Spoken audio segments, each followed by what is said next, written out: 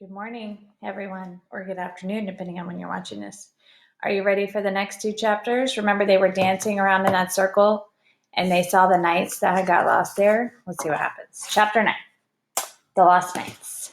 Annie chased Jack around the circle. Stop, Jack, she cried, stop. She grabbed his shirt and she tried to pull him out of the dance. Let's go, Annie, he said. Let go, Annie, he said. Leave me alone. But Annie wouldn't let go. Finally, she pulled so hard that Jack broke hands with the dancers and tumbled backward into the grass. The winged dancers didn't even seem to notice. They just closed their circle and kept going around and around. Why'd you do that? Said Jack, sitting up. I was having fun. Look at those knights, said Annie. See them? But Jack still couldn't see. The world was spinning around before his eyes. He ached to get back into the dance. Here, I found your glasses. Put them on. So Jack put on his glasses. He peered at the circle of dancers, and he caught sight of armor glinting in the sunlight. He saw 3 knights dancing in a row. 2 of them looked very young, and the third one looked much older. As they came closer, Jack saw their faces. All the joy of the music drained out of him. The knights looked tired and sick. Their hair and beards were long and scraggly. Their faces were bony and pale. Their eyes stared wildly, and their lips were frozen in ghostly smiles. What is wrong with them? They can't stop dancing.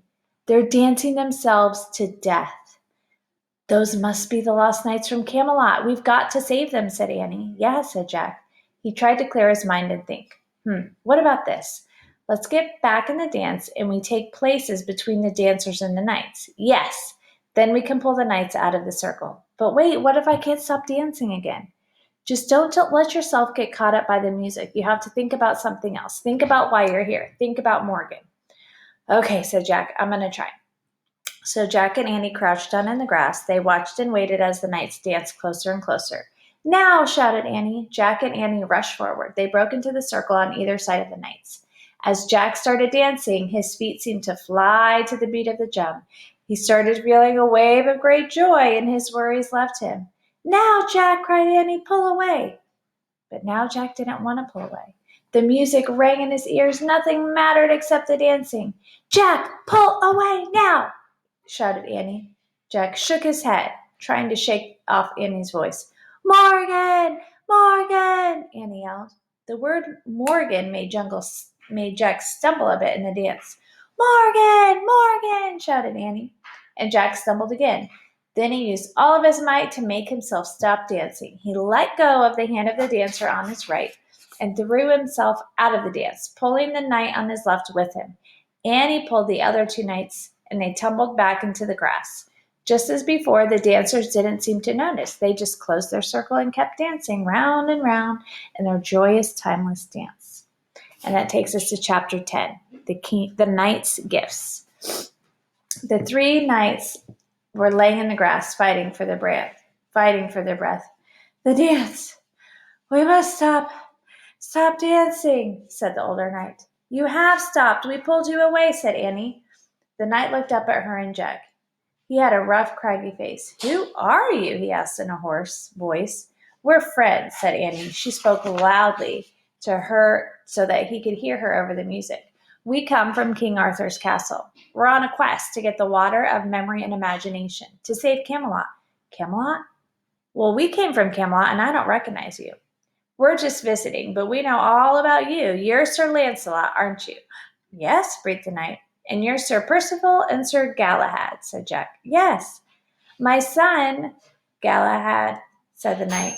King Arthur thinks that you're lost forever, said Annie. Sir Lancelot closed his eyes. The dance made us forget.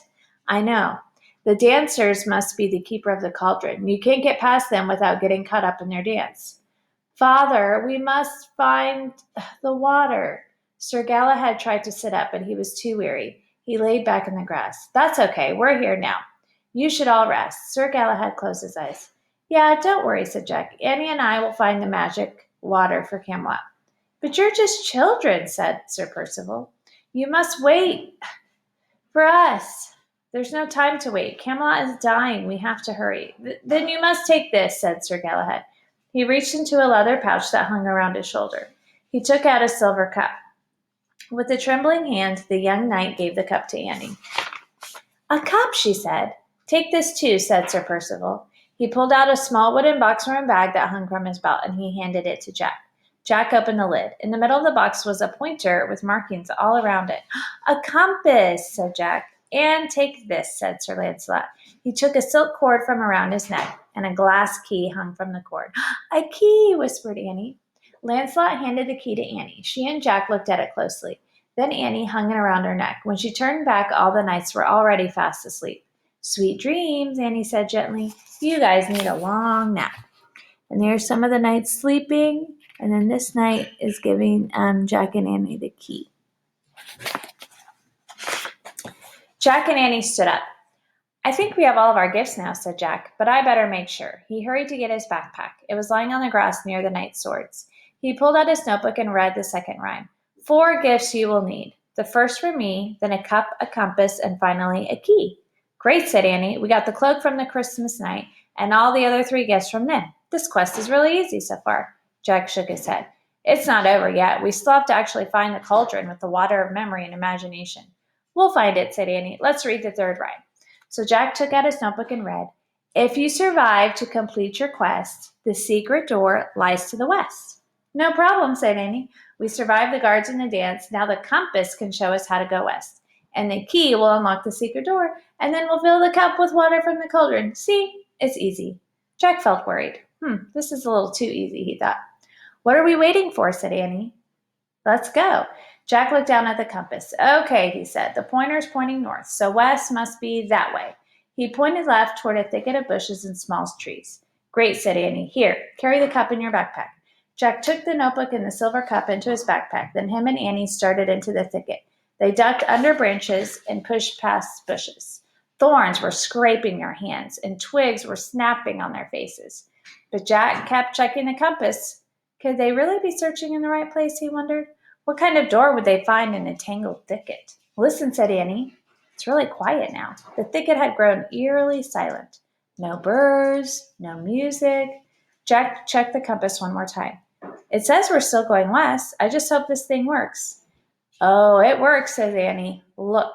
Annie was holding back a leafy branch, and she pointed to a rocky hillside beyond the thicket. Halfway up the hillside was a ledge, and between the 2 giant boulders on the ledge there was a shining glass door. Ooh, dun, dun, dun. That takes us to chapter 11, called The Crystal Cave. Ooh, I can't wait to see what happens next. You guys will have to tune in next week to find out. I love this book. It's long, and it has a lot of interesting things happening. So I hope you're enjoying it, and I will talk to you later. Bye, friends. Happy Friday. Have a good weekend.